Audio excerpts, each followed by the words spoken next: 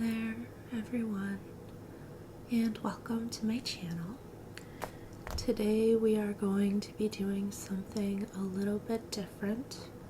So far I have only done collective tarot readings on this channel, but this package just arrived on my doorstep today. Been excited to receive it, and I thought we could open it together. If you hadn't guessed already, this is a tarot deck called the Gentle Tarot, and I'm going to be opening it up for y'all to see. Might flip through a few of the cards, and I believe I am going to do a deck interview spread as well. This will be for me and the deck. It won't so much be for y'all, but I thought it might be interesting to see anyway. So yeah, let's begin. I have some scissors just in case, but if I can open this up without them, we'll see how it ends up sounding.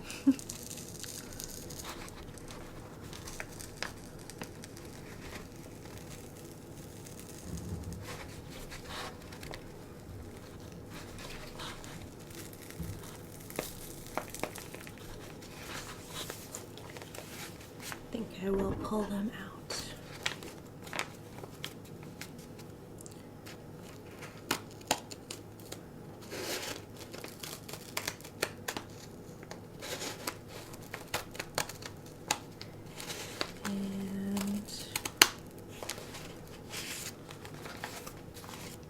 On the other side,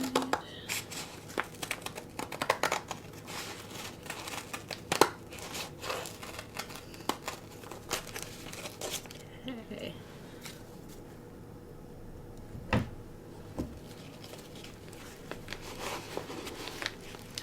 I think we might have a little bit of bubble wrap here.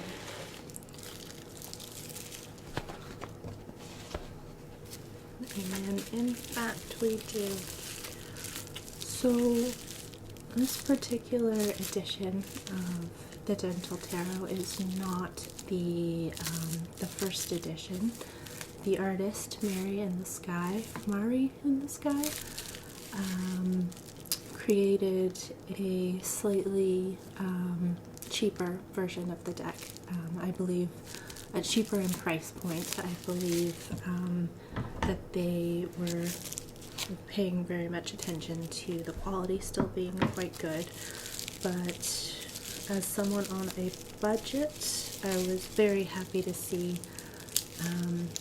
this edition come out, because indie decks can be quite expensive.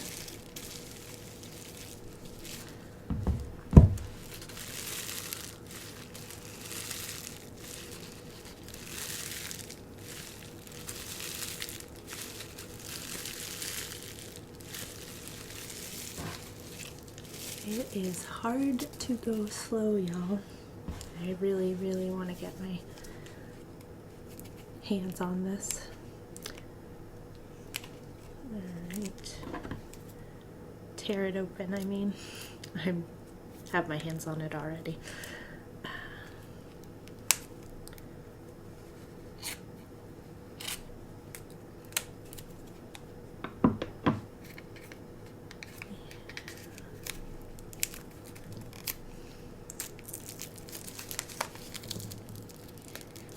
It is also supposed to be a little bit smaller as well.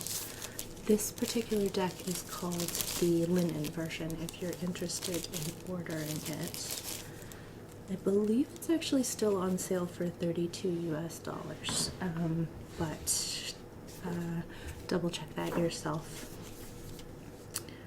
The Gentle Tarot, heal yourself and heal the earth.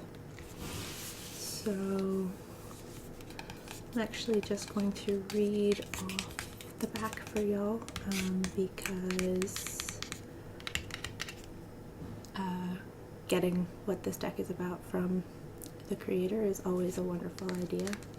So, the Gentle Tarot is an indigenous-made, hand-drawn tarot filled with imagery influenced by life in remote Alaska. The colorful art inspires connection with our natural environment, providing an open door for self-healing. The Gentle Tarot reminds us that when we truly believe in ourselves, we become powerful, potent beings. The set is comprised of 81 tarot cards, 8 cards with key descriptions, sample spreads, and a PDF guidebook. The deck is printed on FSC certified paper, and over 5% of proceeds are donated to environmental conservation and advocacy efforts. So that's always really lovely to see. And I don't know if I should properly show it to you. Here's the front. I believe that this image is from the Two of Swords in this deck, although I'm not sure if it's swords. We'll find out. But I believe some of the names have been changed.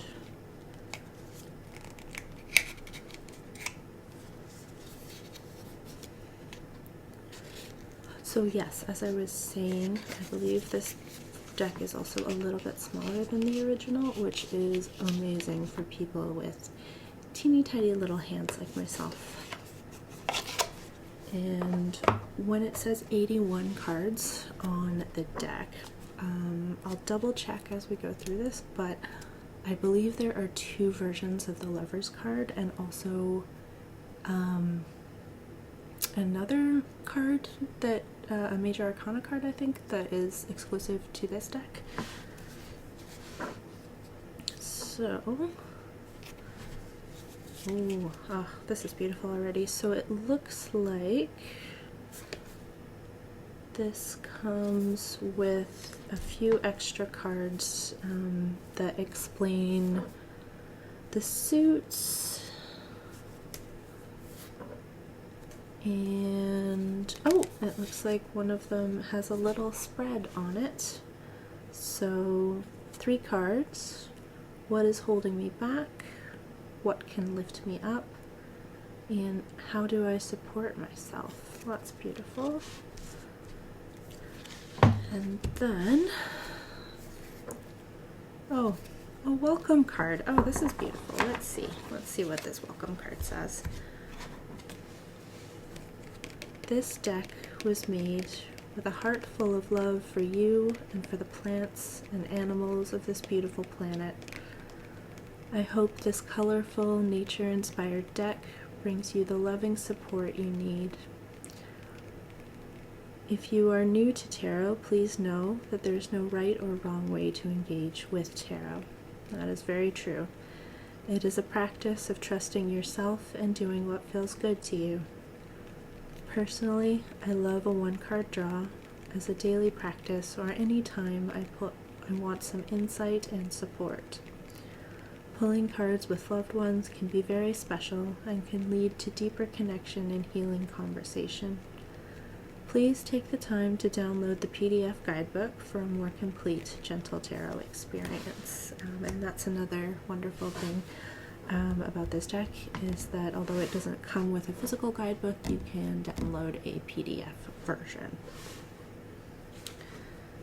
So, and there is also an opening intention and closing intention card.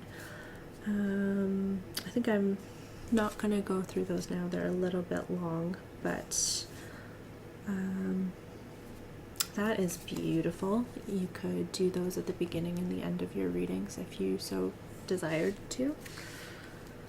Alright, and now we've got the deck itself.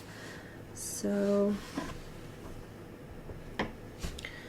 before I get into this, I think I am just going to light my candle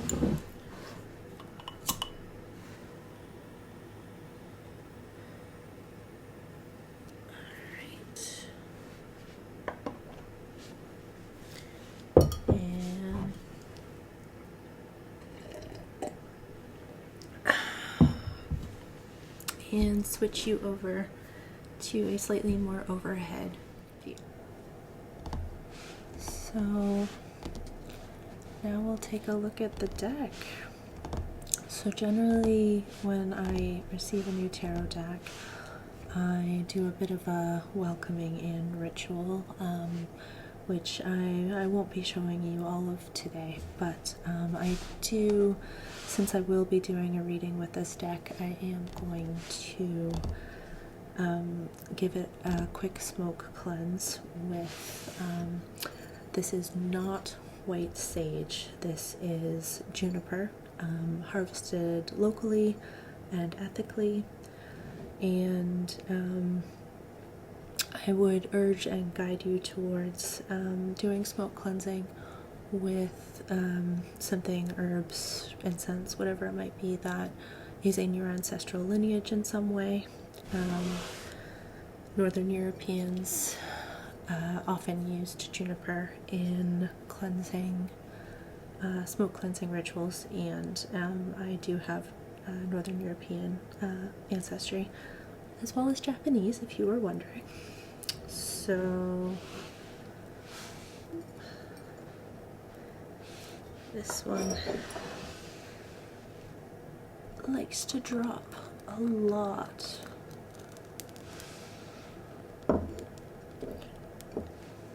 And I will simply be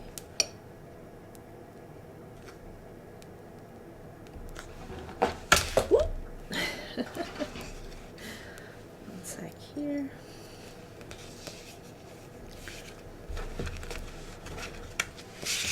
Not sure if you can see the smoke or not. One of the really lovely things about juniper is that it doesn't actually create a whole bunch of smoke, but it is really fragrant. So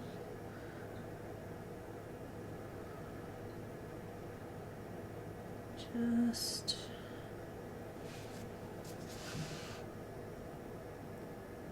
now,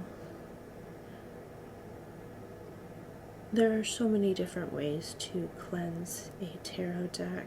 I don't actually always do smoke cleansing. I just happen to have this juniper here and it felt like the right way to do it. But oftentimes I honestly just give it a really good shuffle, and I find that does a beautiful job of cleansing any energies that are not serving. I don't want to say negative or low vibe, but just not useful, not helpful, not in alignment. Okay, well, that's all of that smoke done, so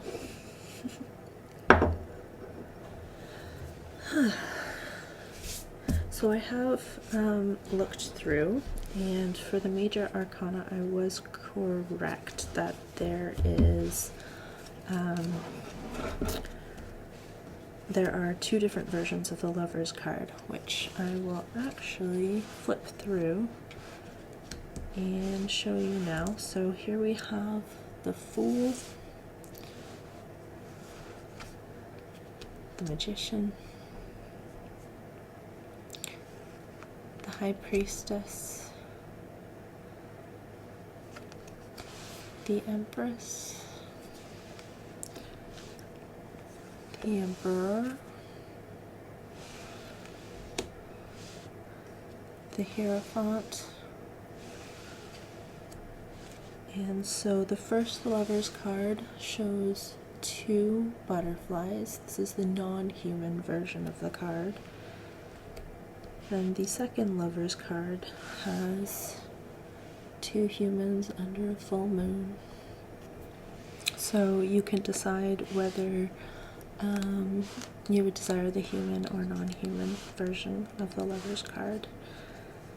And here we have the Chariot and Strength. Whales of Strength is so beautiful to me. The Hermit, this little fox here. The Wheel of Fortune. Justice, the Hanged One,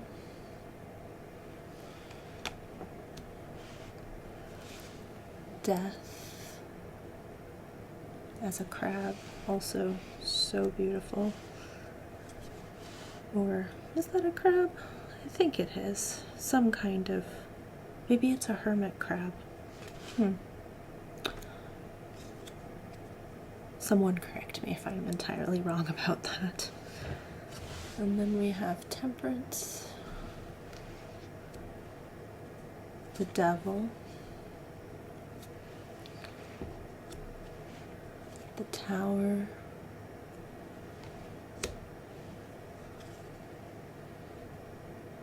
the Star, that's just gorgeous, the Moon, the Sun, Judgment, Snakes, feeling that one as well. And then we have the World and an extra card developed by the creator for this deck, the Unseen. So many places you could go with that. So that is the major arcana. I won't go through the whole deck. I feel like that would be boring for all of us, but, oh, one sec. Probably want to put those back this way.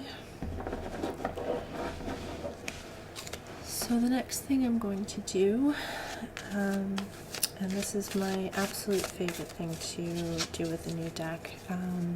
If you're a beginner to tarot and you're kind of wondering about how to welcome a deck in, to me there's nothing quite like shuffling. Just holding it in your hands, getting a feel for its energy. It is my absolute favorite way to connect with a new deck. I also very much, so there's about 3 things that I tend to do. This is one of them. Keeping it by my bed at night, on my bedside table close to my head. Some people keep it under their pillow. I find that you can feel that, and also I worry about the deck, so I don't keep it under my pillow, but I do keep it on my bedside table as close to my head as I can. And I do that usually for about a week or so. And the third thing is I love to do a deck interview spread. So, by the way, these shuffle beautifully. Oh, I might actually be going a bit fast for ASMR. Let's see if we can get some nice sounds out of this. Ooh, yes, they shuffle beautifully. They sound nice when they shuffle too, I would say.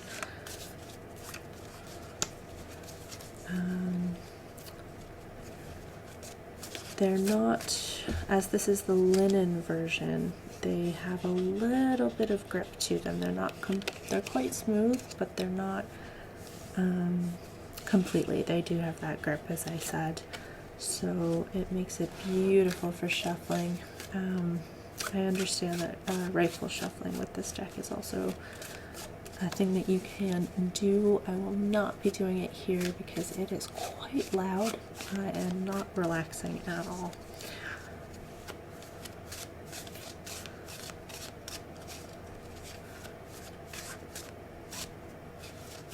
You'll have to let me know what you think of the shuffling sounds for this one. I'm curious to know if there have been any decks that have sounded particularly, that you've particularly enjoyed. I think at some point I'm going to do a deck show and tell as well, because I have a lot of them and I could probably turn that into about 3 videos if I wanted to. I'm actually not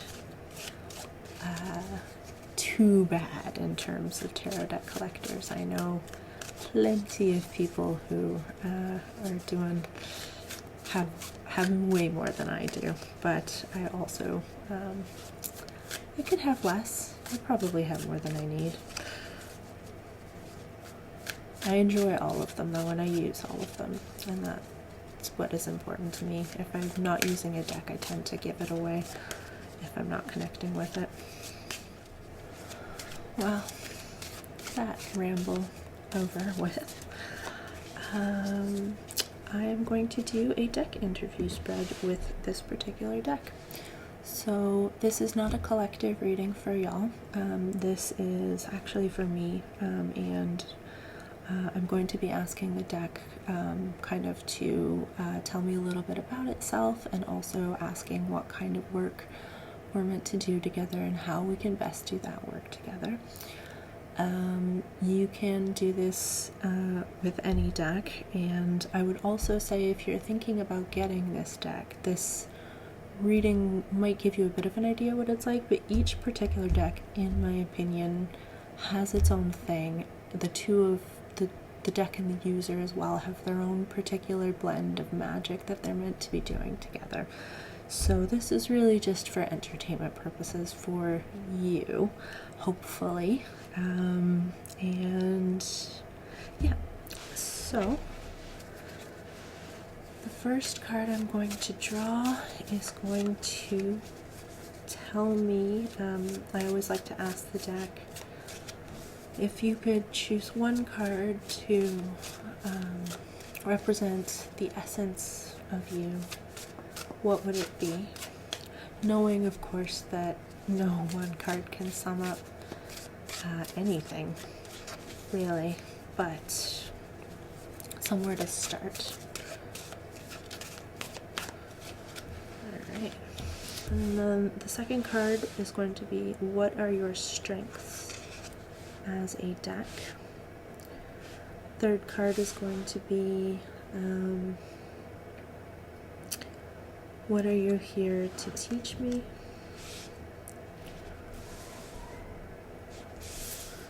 Actually, I'm going to put those like that. And the next card is going to be, how can we best work together? Actually, I think that wants to be two cards. And then lastly, the potential outcome of our work together, and that is very much not set in stone. I think I've said in my other videos, I don't believe that the tarot or really anything can predict the future, as I believe we are constantly creating it. But we can get an idea of where the energy is moving, at least for now. And I do think it can be kind of helpful to have some idea of what you're working towards. So, and then, yep, that is going to be that. I'm going to keep it nice and brief and simple.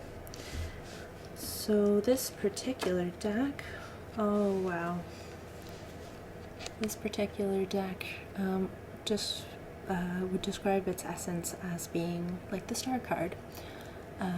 So this deck wants to bring powerful healing, is what I'm getting from this. This deck wants me to go deep within, to help me to rest and take space and connect with the divine, and to feel supported in my healing. And it wants to be part of that support for me. So that is beautiful. And so the next card is going to tell us about this deck's greatest strengths. And for that we have the Ace of Thunder. So traditionally this would be the Ace of Swords.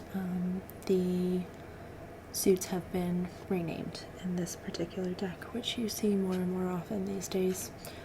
And this tells me that one of this deck's greatest strengths is that it can help me and any querent that I am reading for to see things from a completely new perspective, or from a different perspective than what we have been previously believing or seeing things as. So that is really powerful. Healing and new perspectives often go hand in hand together. Now, next we have, oh gosh, yes, what is this deck here to teach me? And here we have the Flower of Thunder. And if I am not mistaken, this is the Queen of Swords traditionally. And, oh, this is just a beautiful version of it. So we have a bald eagle, I believe, an eagle for sure. And there is thunder coming down out of its, oh gosh, do birds have feet? What would one call those? Talons? Let's just say bird feet. Sorry. Me and nature are, there's a lot I still need to learn, which is part of why I wanted to get this deck, because it is very much a nature-based deck and wants to help us connect with nature and find the power in that for ourselves. And so the Queen of Swords, or the Flower of Thunder, as we have it here, is to me very much about finding our core truth and letting that and staying with it and letting us remain centered through the vagaries of existence, and really finding our power in that, our power that comes from a centered mind, a core understanding of who we are and what we are meant to be doing, and an understanding that our thought patterns and our beliefs are not always the truth and do not also define us. That is one of the things that I find the Queen of Swords can really lend us its wisdom around. So I've got some learning to do in that area, and this deck really wants to teach me about what it means to be the Flower of Thunder. And now, how we can best work together, we have the Flower of Stones and the Harvest of Stones. So the flower, as I said, are the queens. The harvest is the traditional kings. So here we have the Flower of Pentacles and we have the King and the Queen of Pentacles. Well, the Flower and the Harvest of Pentacles. So to me, the King and the Queen of Pentacles are caretakers. They are nourishers of themselves, of the earth, of others, of this planet.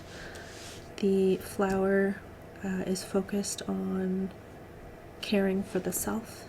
It is the card of self-care. And the harvest, or the king, is focused on using their knowledge and their wisdom and their compassion and their capacity to hold space to help care for others, and others being humans, but also animals, plants, stones, anything that makes up the material world. And personally, I believe that all in the material world has spirit, has soul. So how I can best work with this deck is, this deck wants me to be a caretaker, to be a steward, to be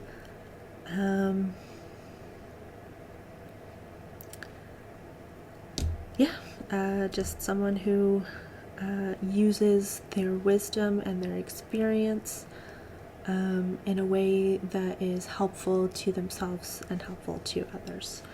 So that is no small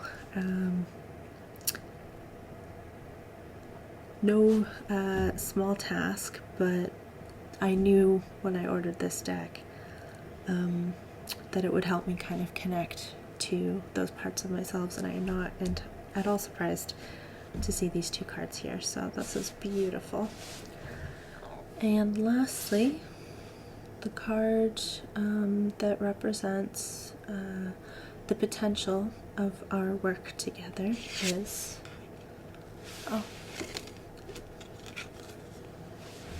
the moon. And this is a gorgeous moon card. Holy, look at that. Here we have a beautiful full moon radiating with a halo around them and a figure in the water looking like they are being drawn towards this magnificent being. And the moon card often comes up when we are in a space of fear and illusion, when our brains are kind of leading us astray a little bit, and we see shadows all around us, and the moon card asks us, and I think this is the potential that this deck is talking about, the moon card asks us to surrender to that, to not fight the pull of the moon and all that it brings up in us. If we think about a full moon bringing out the wildness within and the shadows within, and the moon really says there is a place for our wildness and our shadows on the surface, and in fact they have much to teach us. So the moon asks us to instead of getting lost in our fears and in our illusions, to recognize that that is the state of mind that we are in, and to let that be okay, not to fight it, but also to recognize that when we can't see clearly, sometimes something deeper in us needs to how do I want to put this? Sometimes we are meant to be guided not by our brains, who can be led astray, but by something deeper, something wilder. The moon card brings up a lot about our intuition, and yeah, so being able to walk with my shadows, walk with my wildness, and even come to believe that it might be a better guide than my conscious mind sometimes. That is the lesson of the moon card and what I am working towards with the help of this deck. So that's about that. I very much hope that this video was relaxing for you, and that if you were considering purchasing this deck for yourself, that it was informative as well. I personally, I can't tell for sure, I've only been working with it for about 20 minutes or so, but I am really excited to get to know this deck a little bit more and would highly recommend it. Okay, thank you so much for watching, and I hope to see you in my next video. Good night.